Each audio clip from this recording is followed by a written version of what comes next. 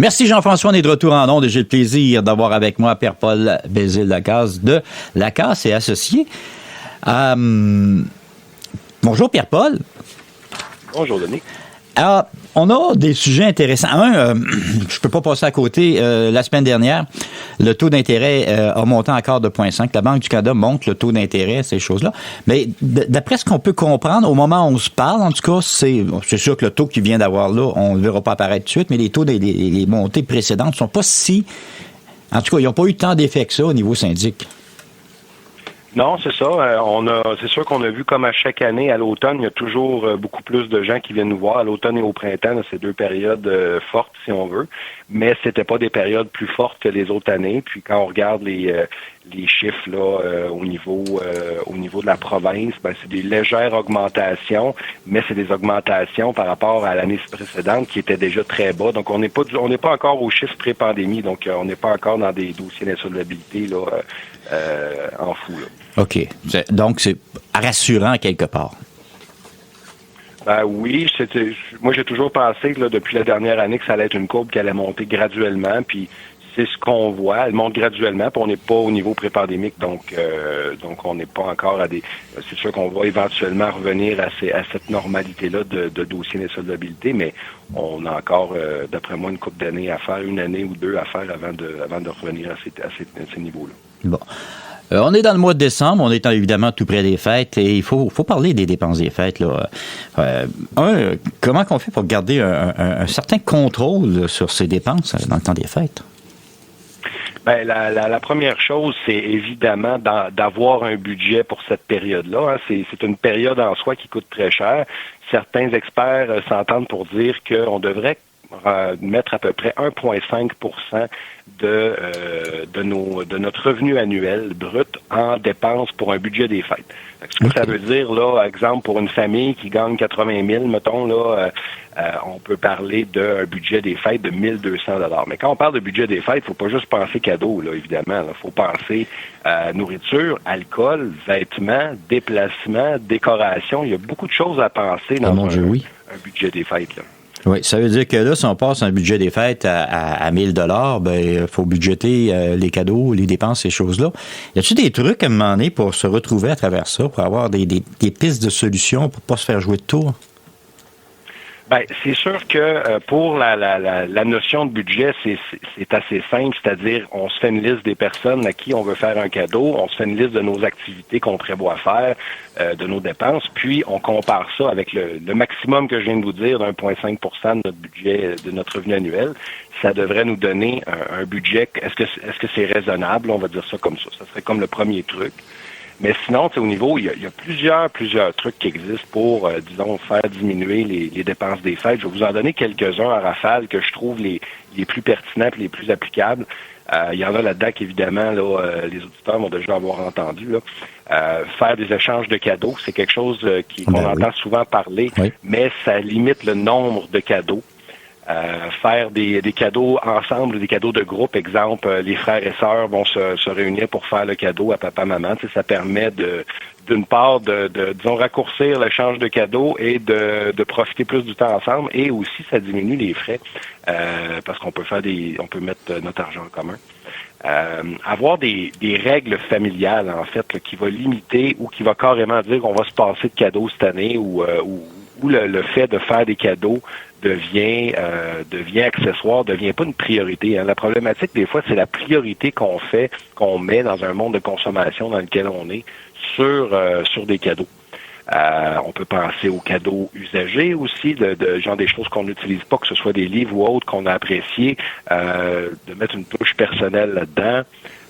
Offrir des cadeaux gratuits aussi, c'est des éléments que les gens ne pensent pas. Offrir notre temps, offrir de garder les enfants, exemple de notre sœur ou d'autres cadeaux qui n'ont pas de prix mais qui font plaisir, là, en fait, là, de donner notre temps, ça devient quelque chose d'intéressant, ou de faire une activité qui n'est pas nécessairement onéreuse, mais qui va nous permettre de faire quelque chose ensemble. Là. En fait, ils n'ont pas de prix, ils n'apparaissent pas sur le compte de banque, mais ça a un prix incroyable de pouvoir garder les enfants de quelqu'un, là. Oui. Absolument. Sinon, il y a la fameuse, moi ce que j'aime bien utiliser, l'argent des points qu'on ramasse pendant l'année sur nos cartes de crédit ou de ces façons-là, ça peut être un moment propice, disons, pour diminuer le fardeau du poids de la dépense de décembre. Là. Donc, on utilise nos points pour nous permettre d'acheter ces cadeaux-là. Ça vient automatiquement baisser notre chiffre. Il y a beaucoup une question d'éducation. Quand on pense aux enfants, il faut penser aux valeurs qu'on veut leur inculquer. Ça commence très jeune. Si on essaye à un enfant de 12 ans de commencer à lui expliquer que il faudrait pas trop consommer, il est trop tard malheureusement. Faut valoriser ça dès le jeune âge. Le temps qu'on va passer en famille, le temps qu'on va voir mon oncle, ma tante qu'on voit pas toute l'année, le temps qu'on va voir quelle activité on va faire ensemble, par exemple. Puis, dépendamment de l'âge de nos enfants, incorporer tranquillement. Je donnais une formation dans le cadre de l'ordre des CPA sur justement la gestion familiale dans un contexte financier. Puis, ça commence en bas âge. Puis, comment parler à nos enfants d'argent? Des fois, on est mal à l'aise, on ne sait pas trop comment aborder ça, mais il faut essayer évidemment, considérant l'âge de l'enfant, tous ces sujets-là s'abordent. C'est quoi le coût de l'argent? C'est quoi l'impact psychologique de toujours être dans de la consommation puis de toujours se sentir qu'on a droit à notre fête à des cadeaux, on a droit à notre fête à Noël. Ça, c'est des choses qu'on inculque à nos enfants malgré nous, mais cet impact psychologique-là, de jamais être satisfait, de toujours en vouloir plus, c'est quelque chose qu'on peut transmettre à nos enfants assez facilement. Il faut faire attention à ça. Oui, des fois aussi parler de l'impact sociétal, là, la coutume de la surconsommation, l'impact, qu'est-ce qu'on veut laisser comme impact environnemental, impact sociétal, toutes ces choses-là, de toujours être dans l'achat, la consommation, au lieu de réutiliser, au lieu d'acheter ou d'encourager des entreprises à l'économie sociale, ce genre de choses-là. Ça peut nous permettre et même de donner à ces entreprises-là pour des choses qu'on ne sert plus, pour qu'eux puissent les offrir ou les offrir à très bas prix à des gens qui en ont besoin. Fait que d'amener cette culture-là un petit peu plus de donner notre temps, de donner notre argent, de favoriser l'entraide, de profiter du temps en famille, c'est des choses qu'il faut penser pour nous, il faut s'arrêter puis y penser, puis il faut le faire aussi pour nos enfants. Puis comme peut-être dernier truc aussi, profiter de tout ce qui est les plaisirs gratuits, là, évidemment, là, aller glisser, participer à des activités qui sont vraiment pas très coûteuses, là, aller patiner à 2-3 $ par personne, ce genre de choses-là qui peut vraiment là, solidifier un esprit familial plutôt que d'acheter des bébelles. Là. Et que ça laisse de beaux souvenirs avec ça. Hein? On s'entend là-dessus, aller glisser là, sur la côte météo. Ça qu'on oui, c'est on va se rappeler du cadeau qu'on a reçu à 7 ans, mais on va se rappeler de l'événement qu'on avait du fun avec nos cousins ou peu importe. Là. Oui, effectivement, c'est les plus belles traces, c'est ceux-là, et c'est sûr qu'on se rappelle effectivement. Et on va revenir dans le vif du sujet parce que une problématique pour le temps des fêtes. Bon. Là, on parlait tout à l'heure du taux d'intérêt, si puis ça va bien, on voit rien. Mais on est dans un cycle où, présentement, il n'y a pas beaucoup de déclarations syndiques qui apparaissent parce que on est avant les fêtes, les gens veulent pas trop s'embarquer de ce côté-là, on se met la tête un peu dans le sable. Après les fêtes, par exemple, souvent, on se retrouve avec des cartes de crédit qui sont excusez l'expression, mais qui sont surchargées, voilà, en français. Et c'est problématique parce que là, il faut les payer, ces cartes-là. Là. Puis c'est un cycle. On finit de payer la carte de l'année précédente, puis on retombe dans le bateau une autre fois, etc., etc., etc. Avec l'intérêt en plus. Avec l'intérêt en plus, oui. Ouais. Puis elle est solide, l'intérêt ces temps-ci. On vient de parler de la hausse de la Banque du Canada. Ça va là-dessus, ça aussi, là. Oui. Et c'est certain que si on ne planifie pas les dépenses des fêtes, comme tu viens de dire, on se retrouve qu'en janvier, on a une carte de crédit et là, on sera pas capable de la payer au complet. On va en payer en partie. En février, on va essayer d'en rembourser un peu plus. Puis ça va nous prendre quelques mois, des fois, reprendre le dessus puis la ramener à zéro. Puis des fois, il y a des gens qui ne réussissent pas à même la ramener à zéro parce qu'elle est rendue trop loin. Et on paye du 18, du 22% sur ces cartes-là. Donc, au lieu de consommer et de dépenser notre argent, on paye de l'intérêt en plus. Donc, des fois, on va se retrouver à payer une fois, 2 fois, 3 fois qu'on a acheté. Fait que, tu sais, la solution de base qu'on a à faire, là, c'est à partir de janvier, là, on le sait qu'est-ce que ça nous a coûté le temps des fêtes. Là, on est capable de regarder nos dépenses si on veut être conscient et pas se mettre la tête dans le sable. On le sait que ça risque de nous coûter la même chose ou on est capable d'évaluer la différence. L'année prochaine, ça va être quoi? Donc, ça vaut la peine de se faire une planification annuel même pour ces dépenses-là, ce que les gens ne pensent pas nécessairement. Si, exemple, là, notre temps des fêtes nous coûte 1500 $ pour la famille, là, pour tout ce qu'on a dépensé quand on regarde ça, ben on le sait que l'année prochaine, ça va être la même chose. Fait qu'il faudrait être capable d'y penser d'avance avant de commencer à se gâter pendant l'été ou de dépenser, d'aller faire un voyage, exemple, et mettre ça sur la carte de crédit ou il faudrait penser de placer l'argent qu'on va avoir besoin pour le temps des fêtes pour être capable d'arriver en décembre puis pas se casser la tête avec justement, là, ben OK, comment je vais faire? OK, oui, je vais mettre ça sur la carte de crédit, je vais payer ça pendant 2-3 mois, ça va me coûter tant d'intérêt. Cette planification-là annuelle n'est pas assez faite et on le sait, ça va être quoi? On le sait, ça va nous coûter quoi en décembre l'année prochaine? Ben, commençons donc tout de suite à se mettre de l'argent dans un compte de côté, de côté.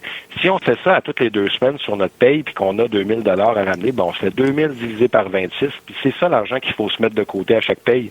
Et si on réussit pas à le faire, ben c'est que notre budget des fêtes est trop haut, c'est malheureux, mais c'est ça. Parce qu'il faut être capable de fonctionner avec l'argent qu'on a. Il faut être capable d'utiliser une carte de crédit pour dépenser l'argent qu'on possède et qu'on va posséder au moment de la rembourser.